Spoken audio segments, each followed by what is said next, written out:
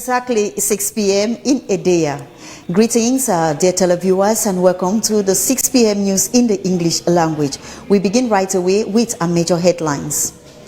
50 elements of the Boko Haram have surrendered in 2 shifts over the weekend in Kolofata, Mayo-Sava division of the far north region of Cameroon.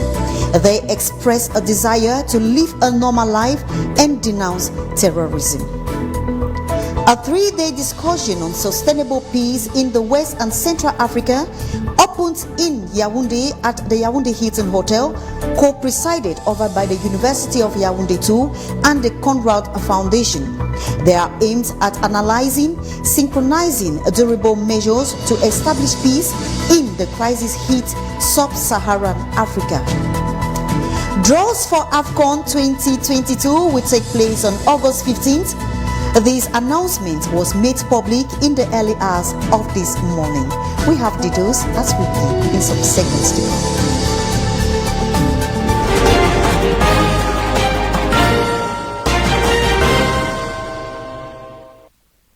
Thanks for joining us. This is the 6 p.m. Prime News over Camdis Television.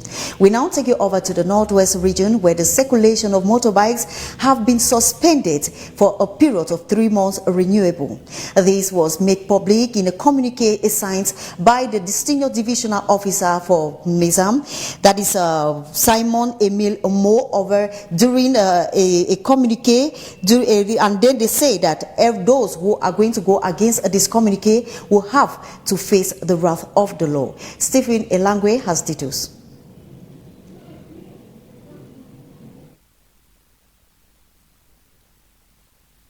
In the communique dated July 20th, 2021, the Senior Divisional Officer for MESAM in the Northwest region of Cameroon suspended the circulation of motorbikes in Bali Sub-Division in MESAM Division of the Northwest region for a period of 3 months renewable.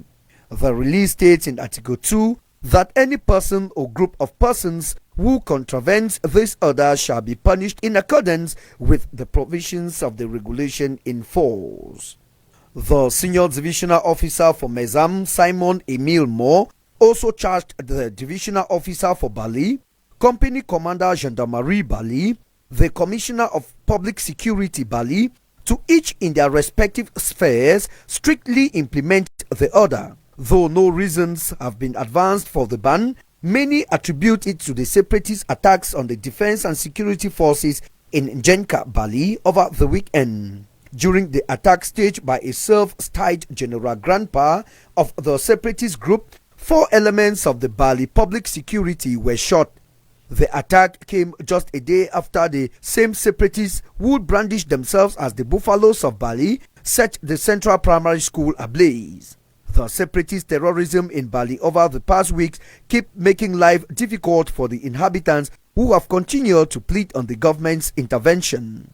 After the release from the Senior Divisional Officer, a trending audio castigating the ban and instituting a stop on the circulation of private and commercial cars along the Bali Ring Road was released by the so-called spokesperson of the separatist group.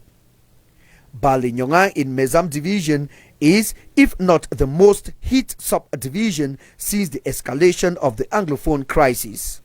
Burning, killing, extortion, kidnapping and gross human rights violation have taken over the heart of men. We are sorry that report was done to us by Bertrand Tita. We now take you to something very interesting. The governors of the Northwest region, Adolphe Lille Lafrique, and the governor of the West region, Awafonka Augustine, have signed 2 separate press releases prohibiting the circulation of pigs from one region to the other. This press release comes due to the fact that there is a swine flu looming in the country. The press release reiterated that in case of anyone going against these laws will have themselves severely sanctioned. We have details of this report with Ruth Fonyo. The sale of pork meat has temporarily been banned in the West region of Cameroon. The circulation and transport of pigs and byproducts are also prohibited. This is the substance of a decree signed on July 16 by the governor of the said region, Awafonka Augustine. The governor of the West region fears a probable swine fever which could cause enormous consequences in the region, which is one of the greatest suppliers of the country's pork industry. This ban is coming up now because swine fever is looming in the country, according to the Ministry of Livestock, Fisheries and Animal Industry, MINEPIA.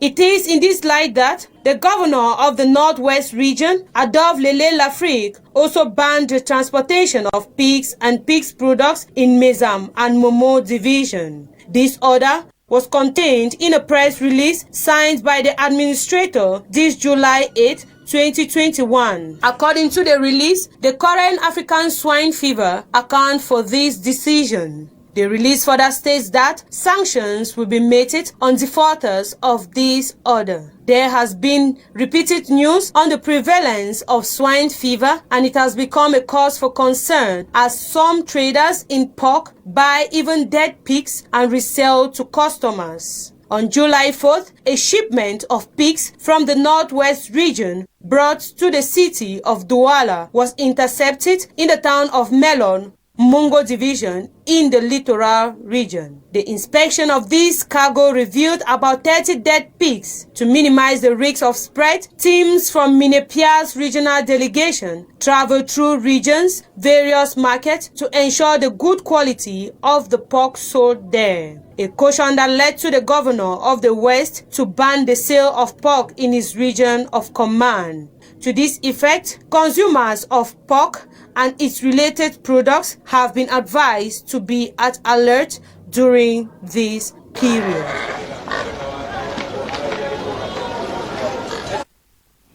50 elements of the Boko Haram Islamic sect have surrendered in Kolofata, Mayo-Sava division of the far north region of the country. The 250 sets surrounded during the weekend expressed their desire to live a normal life and denounce terrorism. Bertrand Tita has an in-depth in this story. The over 50 elements of the Islamic terrorist sect Boko Haram are reported to have dropped their arms and surrendered themselves to vigilant groups in Kolofata, a locality in the far north region of Cameroon, precisely in the Mayo-Sava division, border with neighboring Nigeria. Kolofata is one of the strongholds of the Islamic terrorist sect. The over 50 fighters are said to have surrendered in 2 rounds over the weekend. Authorities in the far north region are yet to make a statement on this great psychological victory over the terrorists. Worthy of note is that the far north region has been the prey to Boko Haram's attacks of all sorts, including suicide bombing, raids, kidnapping, guerrilla warfare tactics, among others, since 2009, with thousands of lives lost. The Islamic terrorist sect has killed at least 80 civilians in escalating attacks in Cameroon's far north region since December 2020. Its violence in Cameroon has forced over 322,000 people from their homes since 2014, including 12,500 since December. The terrorist sect is waging a war on the people of Cameroon at a shocking human cost. According to a November 2020 report of the African Center of Strategic Studies, a United States Department of Defense think tank, the number of Boko Haram attacks against civilians in Cameroon in 2020 was higher than in Nigeria, Niger and Chad combined. While stressing the need for the protection of civilians, the Human Rights Commission also calls for stricter monitoring of security forces to prevent right abuses such as extrajudicial executions, arbitrary arrests, enforced disappearances, incommunicado detention, systematic torture and forced return of refugees, among others. The Boko Haram sect has continued to make life in the far north region of the country unbearable. A 3-day discussion on sustainable peace in the West and Central Africa opened this day in Yaoundé at the Yaoundé Hilton Hotel. Co-presided by the University of Yaoundé II and the Conrad Foundation, they focus on how to synchronize and analyze methods on how to establish durable peace in the crisis sub-Saharan hit Africa. We have details with Stephen Elangwe. The inclusive framing of peace in West and Central Africa. This was a focal point of this regional conference held today at the Hilton Hotel here in Yaoundé. Co-presided by the Konrad Adenauer Stiftung Foundation and the University of Yaoundé II. The themes of dialogue, security in the sub-Saharan regions were on the table. The security policy dialogue, Sub-Saharan Africa of the Konrad Adenauer Foundation is regarding closer to the post-conflict or post-crisis situations we have in Sub-Saharan Africa, and it is more than clear, I think, that even we have successors of the defense and security forces, the question how to create enduring peace and how to support nation building could be done. To last from July 21 to July 24, 2021, peace processes and conversations were major concern. We hope to find answers to part of these questions during the conference. We are busy with 3 international research papers at the program this year, where we try to find out who should be included in producing the peace. And another one is dealing with the mechanisms which should be applied to create peace. And last but not least, there is a research paper with regards to the new European Union peace facility. The end of the conference saw high expectation as to what results this can bring at a time the country and Africa as a whole is hit by many crises. Very important to affirm here is the fact that the university is at the center of reflection on peace processes in our societies. So this is what we wanted to reaffirm, and I'm quite sure that the quality of the experts that are here, we are going to have 3 days of discussion with people from about 25 countries from Western and Central Africa. And I'm quite sure that we are going to meet our expectations. It is therefore no more a time for just peace, but a time when there is a quest for sustainable and durable peace in Cameroon and Africa. We now take you over to our sports page, where the draws of AFCON 2022 will take place this next August 15th, 2021. CAF made this announcement in the early hours of this morning. Our reporter, Tabby Clarkson, has details. It is now official. Draws of the 2021 African Cup of Nations that Cameroon will host in January and February 2021 will take place on the 15th of August 2021 at the Yaoundé Conference Center. The Confederations of African Football CAF prefers the Yaoundé Conference Center to host the event, which she considers as being the appropriate site for the draws. Delegations from 24 African countries, including Cameroon, will be taking part in the event. It's the first time 24 countries will be playing the most prestigious African football fiesta. Big African football countries will be part of the event: Nigeria, Egypt, Algeria, Cote d'Ivoire, Senegal, just to name these ones, with star players like Mohamed Salah or again Sadio Mane expected to be part of the football appointment in January and February 2022. The draws were initially scheduled for the 25th of June 2021, but later postponed because of logistics. As a reminder, the only time Cameroon organized a male football competition was in 1972, and Cameroon was beaten at the semi-finals. Hopefully that Cameroon wins the competition on home soil in 2022. We continue talking sports, but this time we will receive a special guest during this news cast. This is no other person but a senior reporter who also doubles as the chief of information for Camdis Television, Tabby Clarkson. Tabby Clarkson, you're welcome. Good evening. Good How are evening, you sir. today? I'm great. Hope you're doing fine too. We say thank you. Okay, the AFCON draws for AFCON will take place August 15, 2021. According to you, it is a big event. It's a big event because we shall be having 24 delegations, including the Cameroonian delegation that will be taking part in the draws. And for the first time, we shall equally be having 24 teams that will be taking part in a football event in the African continent. Believe me, we shall be having big football stars that will be coming in January and February here in Cameroon. Mohamed Salah, Sadio Mane, and other big names. The Nigerian delegation will be there.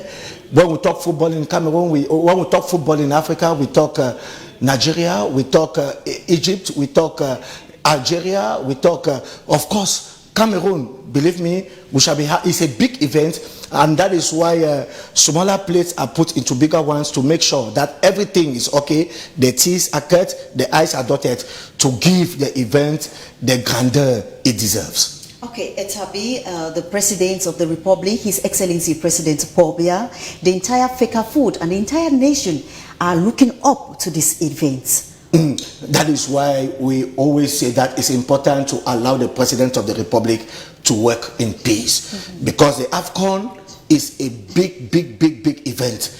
It's the most important football event in the African continent. And the last time that Cameroon organized such an event, it was in 1972. In 1972, we had two stadia. We had the Yaoundé Omnisports Stadium and the Douala Reunification Stadium in Bepanda. This time we are having 6 stadia that the President of the Republic has actually built for this event. We have the Olympic Stadium, we have the Rumde Hadja Stadium in Garoua that has been renovated, we have the Douala Japoma Stadium, we have the Douala Bepanda Omnisports Stadium, we have the Limbe Centenary Stadium, the Limbe Omnisports Stadium, we have the Boya Training Center and other football facilities in Bafoussam. It simply means that it's a big event. We need that some individuals should allow our president to be in peace, because it's not only an event for Fcfa, it's not only an event for the Ministry of Sports and Physical Education, but it's an event that concerns the Cameroonian people, and of course under the auspices of the President of the Republic. So it's a Republican event, and that is why people have to allow the President of the Republic to give him some serenity for him to work. Okay, Tabby Clarkson, what are the lessons to draw from this? No, the lessons are clear. The lessons are clear that Cameroon is first.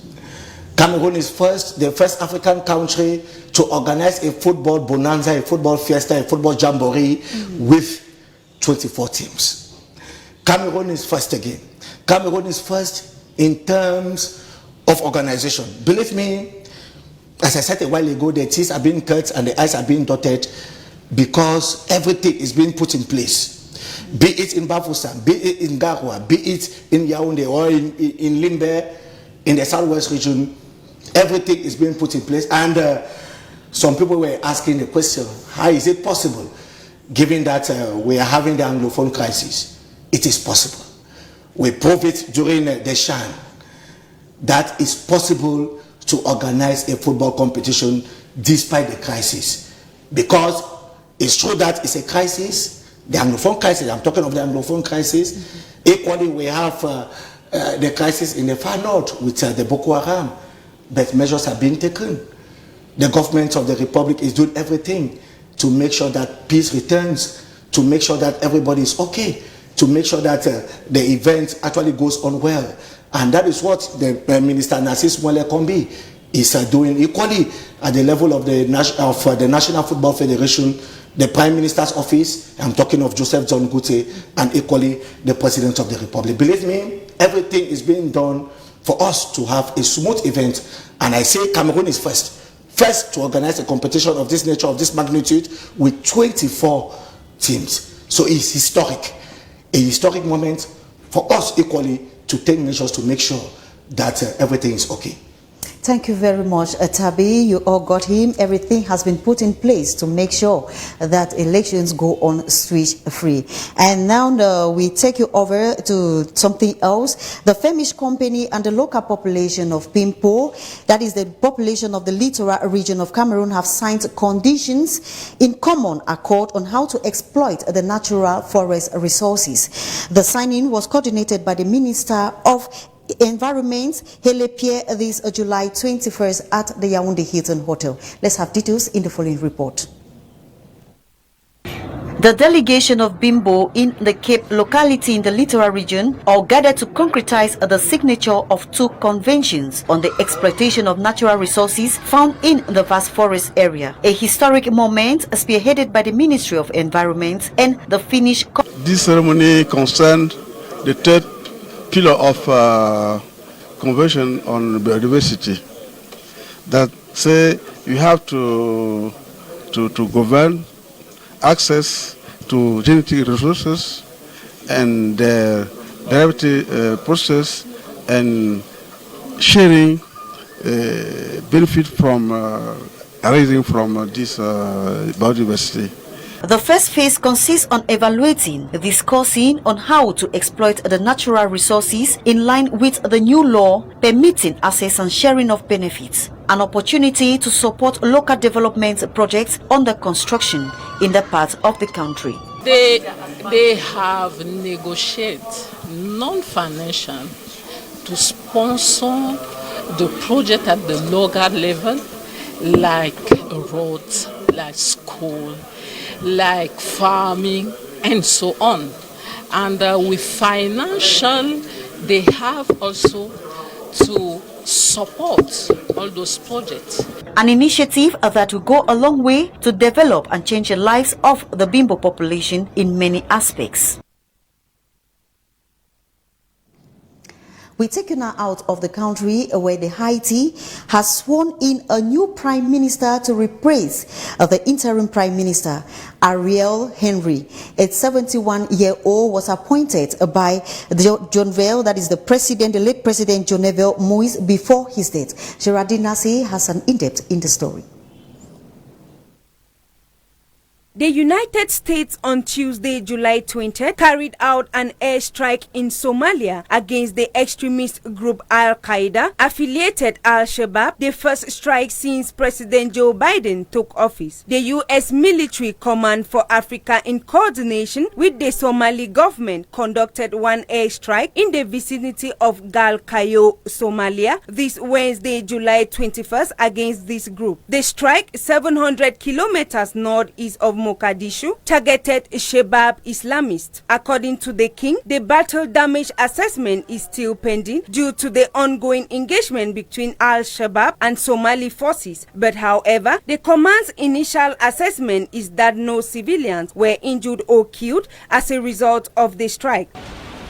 Haiti swore a new prime minister on Tuesday as mourning continues for the late President Jovenel Moise. Ariel Henry, a 71-year-old neurosurgeon, was formally appointed to replace interim Prime Minister Claude Joseph, who had temporarily assumed leadership after the July 7 commando attack at Moise's private home, during which the First Lady was badly injured. The swearing-in of Henry, who was named to the post by Moise days before his death, was seen as a key step towards holding elections as demanded by many Haitians and the international community. The inauguration ceremony in Port-au-Prince was preceded by solemn tributes to Moise. Meanwhile, investigations are still ongoing following the monkey motives for Moise's assassination.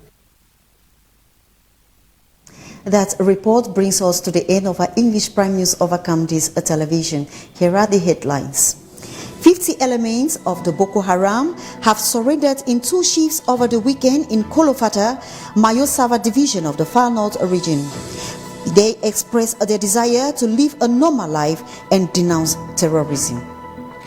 A 3-day discussion on sustainable peace in the West and Central Africa opened at the Yaoundé Hilton Hotel, co-presided over by the University of Yaoundé II and the Conrad Foundation, aimed at analyzing, synchronizing durable measures to establish peace in the crisis-hit sub-Saharan Africa. Draws for AFCON 2022 will take place on August 15th. This announcement was made public in the early hours of this morning.